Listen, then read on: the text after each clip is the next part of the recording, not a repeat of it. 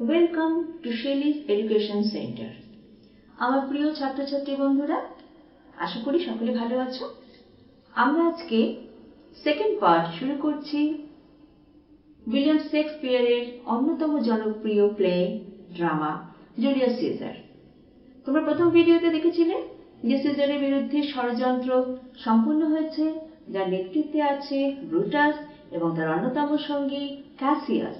Cassius এবং Brutus এই দুজনে মিলে সুন্দরভাবে একটি পরিকল্পনা করেছেন এবং সিজারকে সরিয়ে যাতে রোমের শাসকের পদে ব্রুটাসকে বসানো যায় সেই চেষ্টা চলছে। আজকে আমরা পরবর্তী অংশ থেকে শুরু করছি। দ্বিতীয় অঙ্ক শুরু হচ্ছে। সেদিন রাত্রে সিজার পত্নী ক্যালপোর্নিয়া সিজারকে এসে বললেন যে তিনি নানা অশুভ সব ঘটনা দেখছেন, কখনো জেগে জেগে, কখনো স্বপ্নে। তাকে নানা ব্যক্তিরা নানা ধরনের ঘটনার কথা বলে যাচ্ছে, যেগুলি সবই অশুভ। তারাও নাকি দেখেছে সবই অস্বাভাবিক। যে রোমের রাজপথে সিংহী বাচ্চা প্রসব করেছে, কবরের মুখগুলো সব হা হয়ে ফেটে আছে, তার ভেতর থেকে প্রেতাত্মারা বেরিয়ে আসছে। ভীষণ দর্শন সব যোদ্ধারা মেঘের মধ্যে দিয়ে যুদ্ধ করছে, ক্যাপিটালের উপর রক্ত বৃষ্টি হচ্ছে। সব থেকে বড় ভয়ের কথা যে সিজারের মঙ্গল কামনায় ক্যালপোর্নিয়া রাজপুরোহিতকে একটি পুজো পাঠিয়েছিলেন। তিনি জানিয়েছেন যে সেই পুজোতে যে পশুটিকে উৎসর্গ করা হয়েছিল তার হৃৎপিণ্ডটি খুঁজে পাওয়া যাচ্ছে না, যা অত্যন্ত অশুভ। ফলে ক্যালপোর্নিয়া সিজারকে বললেন তিনি যেন ক্যাপিটালে না যান, এতে তার অশুভ প্রভাব তার মধ্যে যেহেতু পড়েছে, এতে তার ক্ষতি হবে, এতে তার ভালো হবে না। সিজার এমনিতে কুসংস্কারে বিশ্বাসী ছিলেন, তার মনটা নরমই ছিল, দুর্বল চিত্তের মানুষ তিনি। ঠিক করলেন অ্যান্টনিকে নিয়ে বলে পাঠাবেন তার শরীর ভালো নেই, তিনি যাবেন না। পরে সঙ্গে সঙ্গে ব্রুটাস প্রবেশ করলেন এবং সিজারের মুখে সব শুনে তিনি বললেন যে ঘটনাগুলোর ভুল ব্যাখ্যা করছেন সিজার। এগুলো রোমের বিভিন্ন অশুভ অকল্যাণকারী দিকগুলোকে তুলে ধরছে। এটা সিজারের ক্ষেত্রে প্রযোজ্য না, বরং সিজার রোমের শাসন ভার নিলে এইগুলো একটাও থাকবে না, এগুলো সব দূরীভূত হবে। এছাড়া সিনেটের সভায় সিজারকে রাজ মুকুট দেওয়া হবে। সব শুনে সিজার সম্মত হলেন যাওয়ার জন্য, তো তিনি যাবেন। ক্রমশ আমরা দেখতে পাচ্ছি যে সিজারের বিরুদ্ধে যে চক্রান্ত হচ্ছে, সেই চক্রান্তে ক্যাসিয়াস, কাসকা, সিন্না, নানান সদস্যরা যারা সিজারেরও ঘনিষ্ঠ, তারা সবাই জড়িত ইতিমধ্যে হয়ে পড়েছেন এবং ব্রুটাসের সঙ্গে সিজারের কথাবার্তার মধ্যেই সদস্যরা সবাই চলে এলেন সিজারকে নিয়ে যাওয়ার জন্য। তো সিজার তাদের সঙ্গে রওনা করলেন, যাত্রা করলেন এবং ক্যাপিটালে যাওয়ার পথে একটি রাস্তায় সেই জনতা ভিড় করে দাঁড়িয়ে আছে। তাদের মধ্যে সিজারের অন্যতম শুভানুধ্যায়ী আর্টিমিডোরাস বলে একজন ব্যক্তি দাঁড়িয়ে আছেন, হাতে একটা আবেদনপত্র নিয়ে। সেখানে কয়েকটি কথা লেখা আছে। তিনি চাইলেন সিজার যেন সেটা পড়ে দেখেন। তিনি সিজারকে বললেনও যে এটা আপনাকে নিয়ে লেখা, আপনি একটু এটা পড়ে দেখবেন। সেখানে বলা ছিল যে সিজার যেন ব্রুটাস, ক্যাসিয়াস, কাসকা, সিন্না কাউকে বিশ্বাস না করেন, কাউকে যেন তার কাছে আসতে না দেন, সবাইকে দূরে রাখেন। কিন্তু সিজার কোনো গুরুত্বই দিলেন না, আবেদনপত্রের দিকে তাকালেনও না, তিনি সোজা বেরিয়ে গেলেন। সিনেটের সভা শুরু হলো। সভা শুরুর সঙ্গে সঙ্গেই সিনেটের একজন সদস্য মেটিলাস সিজারকে বললেন যে তার ভাইকে সিজার যে মৃত্যুদণ্ড তথা যাবজ্জীবন নির্বাসনের একটা দণ্ড দিয়েছেন সেটা নিয়ে যেন পুনর্বিবেচনা করেন এবং সেটা প্রত্যাহার করলে খুব ভালো হয়, কারণ এটা লঘু পাপে গুরুদণ্ড হয়ে যাচ্ছে। সিজার বললেন সম্ভব নয়, সিদ্ধান্তের পরিবর্তন হবে না। তখন মেটিলাস বাকি সদস্যদের অনুরোধ করলেন এবং একে একে ব্রুটাস, ক্যাসিয়াস, কাসকা, সিন্না সকলেই সিজারকে একই অনুরোধ করলেন। তখন সিজার বললেন অলিম্পাস পর্বতকে স্থানচ্যুত করা যায় কি? যায় না।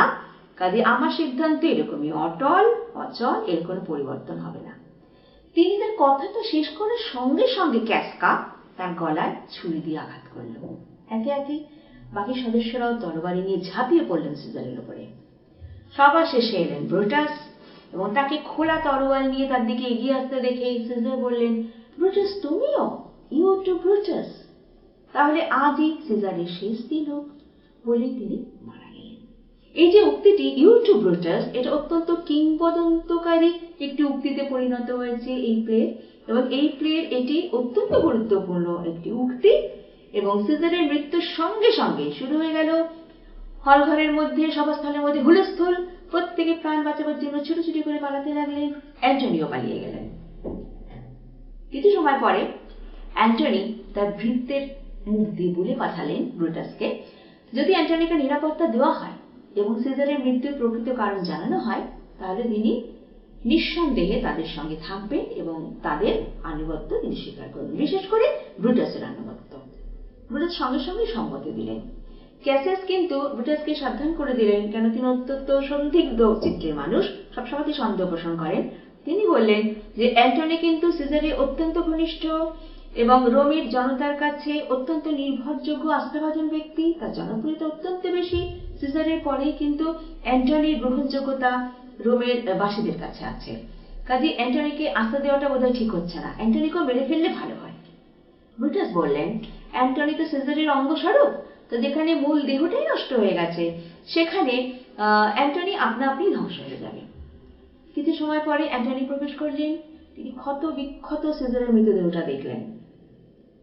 তিনি তার মনের ভাব একদম বুঝতে দিলেন না। তিনি অত্যন্ত বুদ্ধিমান সুচতুর মানুষ ছিলেন। তিনি সিজারের কাছে দুঃখ প্রকাশ করলেন, তিনি কেঁদেই ফেললেন এবং তিনি সকলের হাত নিজের হাতে তুলে নিয়ে বোঝালেন যে তিনি তাদের সঙ্গেই আছেন। তো এই অঙ্কটাতে আমরা দেখতে পাচ্ছি যে সিজারের মৃত্যু হলো এবং এরপর ব্রুটাস ক্যাসিয়াসকে জনগণের সামনে বিশ্বাসযোগ্য কারণটা তুলে ধরতে হবে এবং সিজারের মৃত্যুর কারণটা অবশ্যই জানাতে হবে। কাজে স্থির হলো যে পরদিন জনতার সভায় সিজারের মৃতদেহ উপস্থিত করা হবে এবং সেখানে সিজারের মৃত্যুর কারণ বলা হবে। ব্রুটাস এবং ক্যাসিয়াস অবশ্যই বলবেন।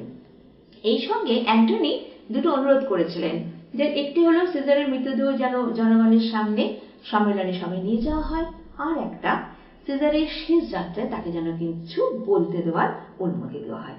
ব্রুটাস সম্মত হলেন, কিন্তু এখানেও ক্যাসিয়াস ব্রুটাসকে বারণ করে দিলেন এবং তিনি বললেন যে অ্যান্টনিকে এই সুযোগটা না দিতে, কারণ অ্যান্টনি এমন কিছু বলে বসতে পারেন যাতে জনতা তাদের বিরুদ্ধে চলে যেতে পারে, তাদের সমস্ত উদ্দেশ্যটাই ব্যক্ত হবে। কিন্তু ব্রুটাস বললেন যে তিনি তো আগে বক্তব্য রাখবেন, সিজারের মৃত্যুর কারণটা তিনি ব্যাখ্যা করবেন, ক্যাসিয়াসও করবেন এবং অ্যান্টনি তো শেষে বলবে। কাজে এখানে ভয়ের কিছু নেই, চিন্তার কিছু নেই। তারা জনতাকে জানাবেন যে সিজারের মৃতদেহ যথাযোগ্য মর্যাদার সঙ্গে সম্মানের সঙ্গে অনুষ্ঠান রীতি মেনে সমাহিত করা হবে। জনতা নিশ্চয়ই খুশি হবে এবং তাদের উদ্দেশ্য সফল হবে। তো দ্বিতীয় অঙ্কটা এখানে শেষ হলো। তৃতীয় অঙ্ক শুরু হচ্ছে নগরীর বাজারে, যেখানে ব্রুটাস, ক্যাসিয়াস, কাসকা, সিন্না সহ রাজসভার অনেক সদস্যই আছেন। অ্যান্টনিও সেখানে উপস্থিত, সিজারের দেহটিও সেখানে উপস্থিত। জনতা এত বিশাল যে এটা দেখে ব্রুটাস সিদ্ধান্ত নিলেন যে দুটি ভাগে ভাগ করা হোক জনতাকে। একটি অংশে তিনি বক্তব্য রাখবেন, আরেকটি অংশে ক্যাসিয়াস বক্তব্য রাখবেন। অ্যান্টনি তারপরে বলতে উঠবেন। তো শুরুতেই ব্রুটাস বললেন যে তিনি সিজারকে কিছু কম ভালোবাসতেন না, যে সব থেকে তিনি বেশি ভালোবাসেন তার জন্মভূমি রোমকে। রোমের মঙ্গলের জন্য, রোমানদের স্বাধীনতার জন্য, ব্যক্তি স্বাধীনতার জন্য তিনি সিজারকে হত্যা করেছেন। কারণ সিজার অত্যন্ত উচ্চাভিলাষী, তিনি অত্যন্ত দাম্ভিক হয়ে উঠছিলেন। তিনি কোনো ক্ষেত্রেই অন্যদের সিদ্ধান্তের কথা শুনছিলেন না, তার সিদ্ধান্তই শেষ কথা। ফলে একটা সময় রোমানরা কৃতদাসে পরিণত হতো, সেটা তো তিনি চান না। এবং তিনি মনে করেন যে সিজারকে যদি এখনই থামানো না যেত, তাহলে সিজারকে পরে আর কিন্তু কোনো মতে নিয়ন্ত্রণ করা যেত না। সেই কারণেই সিজারকে হত্যা করা হয়েছে। তিনি আরো বললেন যে যদি রোমের জনগণ মনে করে যে ব্রুটাসের মৃত্যুতে রোমের কল্যাণ হবে, তাহলে তিনি প্রস্তুত। বলে তিনি একটি ছুরি সবার সামনে রাখলেন, যেটি দিয়ে আমাকে হত্যা করা হোক। জনতা মন্ত্রমুগ্ধ তার কথা শুনল এবং তারা জয়ধ্বনি দিল ব্রুটাসের নামে। কেউ কেউ বলতে শুরু করলেন যে সিজারের জায়গায় ব্রুটাসকেই বসানো হোক। তাদের উদ্দেশ্য কিন্তু সফলই হলো। কিছু সময় পরে অ্যান্টনিকে অনুমতি দেওয়া হলো বলার জন্য। অ্যান্টনি বলতে উঠলেন। তিনি প্রথমেই বললেন যে সিজারের বিরুদ্ধে, মহান সিজারের বিরুদ্ধে অভিযোগ এটাই যে তিনি অত্যন্ত উচ্চাভিলাষী, তিনি ক্ষমতার জন্য উচ্চাকাঙ্ক্ষী হয়েছিলেন, তিনি কারোর কথাই শুনতেন না, একাকী সিদ্ধান্ত নিতেন। তো এই কারণেই তাকে মৃত্যুদণ্ড দেওয়া হয়েছে। তো তিনি এখানে কয়েকটা ঘটনা উপস্থিত করতে চান যেটা প্রমাণ করে দেবে যে সত্যি সত্যি সিজারের বিরুদ্ধে ওঠা এই অভিযোগগুলো প্রকৃতপক্ষে কতখানি সত্য। তিনি বললেন, সিজার বহু যুদ্ধ জয় করেছেন এবং বহু তিনি যুদ্ধ বন্দীদের নিয়ে এসেছেন রোমে, এবং তাদের জন্য প্রচুর মুক্তিপণ পাওয়া গেছে। সমস্ত অর্থ তিনি কিন্তু রোমের কোষাগারেই জনতার মঙ্গলের জন্যই জমা রেখেছেন, একটি অর্থ তিনি গ্রহণ করেননি। এছাড়া তিনি কিন্তু তার সমস্ত সম্পত্তি দান করে গেছেন রোমের জনগণের জন্য। সর্বোপরি তিনি এমন কোনো সিদ্ধান্ত নেননি যেটি রোমের বিরুদ্ধে যায়, এবং তিনি যে উচ্চাকাঙ্ক্ষী ছিলেন না তার প্রমাণ, তাকে যখন সভায় 3 বার রাজমুকুট দেওয়া হয়েছিল তিনি কিন্তু 3 বারই সবিনয় প্রত্যাখ্যান করেছিলেন। এবার জনতাই বিচার করুক যে সত্যি কি সিজারের বিরুদ্ধে ওঠা অভিযোগগুলো সত্য। কথাটি বলে অ্যান্টনি সিজারের ক্ষত বিক্ষত চেহারাটি অর্থাৎ মৃতদেহটি খুলে দিলেন যাতে জনতা দেখতে পায়। সেটা দেখেই জনতা ক্রোধে উন্মত্ত হয়ে উঠল, এবং তারা প্রত্যেকে সোচ্চারে ঘোষণা করলো বিশ্বাসঘাতকদের মেরে ফেলা হোক, তাদের বাড়ি ঘর দোর সব জ্বালিয়ে দেওয়া হোক। প্রত্যেকে ভয় ছুটে পালালেন। ব্রুটাস, ক্যাসিয়াস, সিন্না, কাসকা, কাউকে আর দেখতে পাওয়া গেল না। সবাই যার যার প্রাণ ভয় যার যার বাড়ির দিকে ছুটছে। জনতাও ছোটা শুরু করলো প্রত্যেকের ঘর দোর জ্বালিয়ে দেওয়ার জন্য। ক্রমশ আমরা দেখতে পাচ্ছি যে যে উদ্দেশ্যে ব্রুটাস এবং ক্যাসিয়াস মিলিত হয়েছিলেন সেই উদ্দেশ্য কিন্তু সফল হলো না।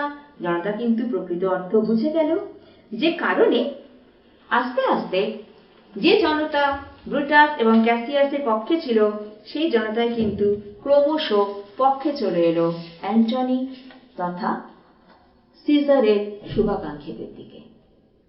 চতুর্থ অঙ্ক শুরু হচ্ছে রোমের একটি গৃহে, যেখানে অ্যান্টনি, অক্টেভিয়াস, লেপিডাস তারা বসে আলোচনা করছেন ভবিষ্যতে কি করা যায়, এখন কি করণীয়।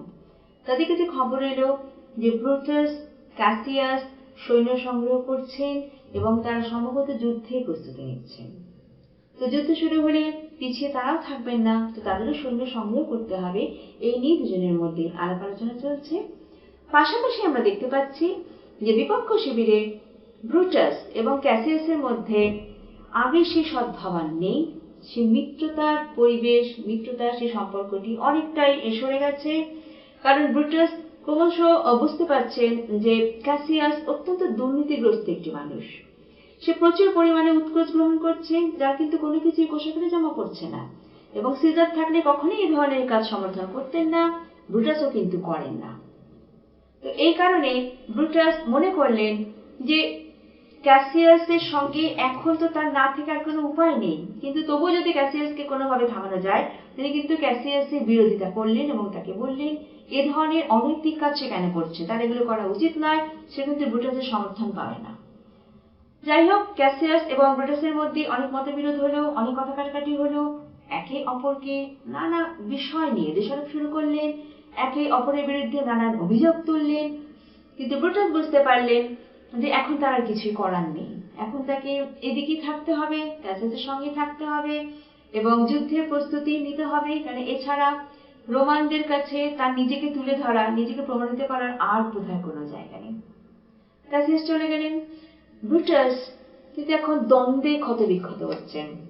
এতদিনে তিনি বুঝতে পেরেছেন যে ক্যাসিয়াস তাকে ষড়যন্ত্রের মধ্যে ঢুকিয়ে দিয়েছে সমস্ত ভুল তথ্য দিয়ে, এবং তিনি অজ্ঞাত সারেই এই ষড়যন্ত্রের মধ্যে ঢুকে পড়েছিলেন, যে কারণে তাকে প্রিয় বন্ধু সিজারকে হারাতে হলো, তার স্ত্রী পোর্শিয়াকেও হারাতে হলো। তিনি সারা রাত ঘুমোতে পারেন না, জেগে থাকেন। রাত্রে হঠাৎ তার সামনে এসে উপস্থিত হলো সিজারের প্রেতাত্মা। ব্রুটাস বুঝতে পারলেন না যে তিনি স্বপ্ন দেখছেন না তিনি জেগে আছেন। সে প্রেতাত্মা তাকে বলে গেল ফিলিপ্পির প্রান্তরে আবার দেখা হবে, এবং তারপরে প্রেতাত্মাটি অদৃশ্য হয়ে গেল। সারা রাত ব্রুটাসের আর ঘুম এলো না, তিনি অত্যন্ত চিন্তা ভাবনার মধ্যে দিয়ে রাত্রি কাটালেন। চতুর্থ অঙ্ক এখানেই শেষ হয়ে যাচ্ছে। পঞ্চম অঙ্ক শুরু হচ্ছে যুদ্ধ প্রস্তুতির মধ্যে দিয়ে। ফিলিপ্পি প্রান্তরে দুপক্ষই প্রস্তুত যুদ্ধ করার জন্য। একদিকে অ্যান্টনি, অক্টেভিয়াস, লেপিডাসের সৈন্যদল, অপরদিকে ব্রুটাস, ক্যাসিয়াস ও তাদের পক্ষের সৈন্যদল। এবং খবর পাওয়া গেল যে ব্রুটাস সৈন্য সামন্ত নিয়ে এগিয়ে আসছেন অ্যান্টনিদের দিকে এবং অক্টেভিয়াসদের শিবির উপলক্ষে। সঙ্গে সঙ্গে স্থির করা হলো যে তাদেরকে মাঝপথে আটকে দেওয়া হবে, ফলে সম্মুখ সমর যে উপস্থিত সেটা বোঝা গেল। যুদ্ধ শুরু হলো এবং যুদ্ধে একের পর এক হারতে শুরু করলেন ক্যাসিয়াস, তিনি প্রাণ ভয় পলায়ন করলেন, আত্মগোপন করলেন। তার শিবির শত্রু সৈন্যরা জ্বালিয়ে দিল এবং ক্যাসিয়াস সেখানেই খবর পেলেন যে তার ঘনিষ্ঠ বন্ধু, অত্যন্ত ঘনিষ্ঠ সহযোগী টিটেনাস শত্রু সৈন্যের হাতে ধরা পড়েছেন। এই খবর পাওয়া মাত্র ক্যাসিয়াস বুঝতে পারলেন আর কিছু করার নেই, তিনি আর কোনোভাবেই যুদ্ধে জয়ী হতে পারবেন না। তিনি তার ভৃত্য পিন্ডোরাসকে বললেন তাকে হত্যা করতে তার তরবারি দিয়ে, এবং পিন্ডোরাস তার আদেশ পালন করল। ক্যাসিয়াস মারা গেলেন। কিছুক্ষণ বাদেই টিটেনাস প্রবেশ করলেন তার কাছে এবং তাকে জানানোর জন্য যে তিনি জয়ী হয়েছেন, তিনি পালিয়ে এসেছেন শত্রু শিবির থেকে। কিন্তু এসে দেখলেন ক্যাসিয়াস মৃত এবং ভৃত্য তাকে সব কথা জানালো। ক্ষোভে দুঃখে তিনি সঙ্গে সঙ্গে সিদ্ধান্ত নিলেন যে তিনি আত্মহত্যা করবেন এবং তাকে হত্যা করতে কেউ সম্মত হলো না। তিনি ক্যাসিয়াসের তরবারি তুলে নিয়ে তা দিয়ে আত্মহত্যা করলেন। সমস্ত সংবাদ ব্রুটাসের কাছে পৌঁছলো। তিনি বুঝতে পারলেন সব শেষ, সকলেই মারা পড়েছে, একের পর এক যুদ্ধে তারা পরাজিত হয়েছেন এবং জেতার কোনো আশা নেই। তিনি স্ট্র্যাটোকে বললেন তাকে হত্যা করতে। স্ট্র্যাটো সম্মত হলো এবং ব্রুটাসের তরবারি দিয়ে স্ট্র্যাটো তাকে হত্যা করলেন। ব্রুটাসের তরবারি স্ট্র্যাটো ধরে থাকলেন নিজের হাতে এবং ব্রুটাস দূর থেকে এসে তাকে ঝাঁপিয়ে পড়লেন, তিনি মারা গেলেন। কিছুক্ষণ পরেই ব্রুটাসের শিবিরে এসে উপস্থিত হলো অ্যান্টনি এবং অক্টেভিয়াস। তারা এসছে ব্রুটাসকে বন্দী করে নিয়ে যাওয়ার জন্য। তারা এসে দেখলেন ব্রুটাস শেষ, মৃত, তার মৃতদেহ পড়ে আছে। এত কিছু পরেও অ্যান্টনি কিন্তু ব্রুটাসের প্রতি শ্রদ্ধা হারায়নি। সে প্রথম থেকে ব্রুটাসকে অত্যন্ত শ্রদ্ধা করত, তার চরিত্রের জন্য, তার মহত্বের জন্য, তার বীর গুণের জন্য। সে কিন্তু তার মৃতদের দিকে তাকিয়েই বলল যে ব্রুটাস রোমের শ্রেষ্ঠ সন্তান এবং শ্রেষ্ঠ বীর। সে সারা জীবন একটা আদর্শের জন্যই লড়াই করে এসছে। এই আদর্শের জন্যই সিজারের বিরুদ্ধে চক্রান্তে সে জড়িয়ে পড়েছিল, অনেক কিছু না বুঝে, ভুল তথ্য পেয়ে।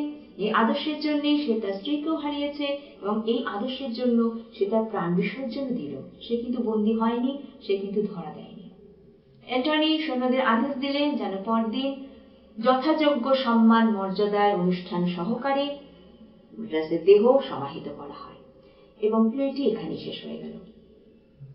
জুলিয়াস সিজার এই ড্রামাতে অনেকগুলো চরিত্র আছে, তার অনেকগুলো শেডস তৈরি করেছেন শেক্সপিয়ার, এবং এক্ষেত্রে উল্লেখযোগ্য যে চরিত্রগুলো তোমাদের ভালো করে পড়তে হবে তা হলো জুলিয়াস সিজার, অ্যান্টনি, ব্রুটাস এবং ক্যাসিয়াস।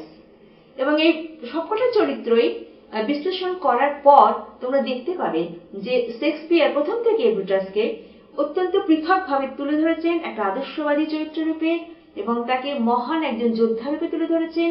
এবং এত কিছু সত্ত্বেও, সে সিজারের বিরুদ্ধে ষড়যন্ত্র করা সত্ত্বেও রোমান অধিবাসীদের কাছে, অ্যান্টনির কাছে, অক্টেভিয়াসের কাছে, সিজারের বন্ধুদের কাছে তিনি কিন্তু এতটুকু ঘৃণা প্রাপ্তি করেননি এবং তার প্রতি শ্রদ্ধা তাদের এতটুকু নষ্ট হয়নি। এবং সম্ভবত পাঠকদের কাছেও যে ব্যক্তিটি, যে চরিত্রটি শ্রদ্ধা পেয়ে গেছে তিনি সিজার নন, তিনি ব্রুটাস। আশা করি তোমরা প্লেটা বুঝতে পেরেছো। পরবর্তী ভিডিওতে আমি তোমাদের সঙ্গে বিভিন্ন প্রশ্ন নিয়ে আলোচনা করব এবং বলার চেষ্টা করব কি কি ধরনের প্রশ্ন তোমরা এ থেকে পেতে পারো। ভিডিওটা প্রথম থেকে শেষ পর্যন্ত দেখো, তাহলেই আশা করি সমস্ত ড্রামাটা তোমরা বুঝতে পারবে, তোমাদের কাছে পুরোটাই স্পষ্ট হয়ে উঠবে। তাহলে আজকে এই পর্যন্ত, পরবর্তী ভিডিওতে আবার দেখা হচ্ছে।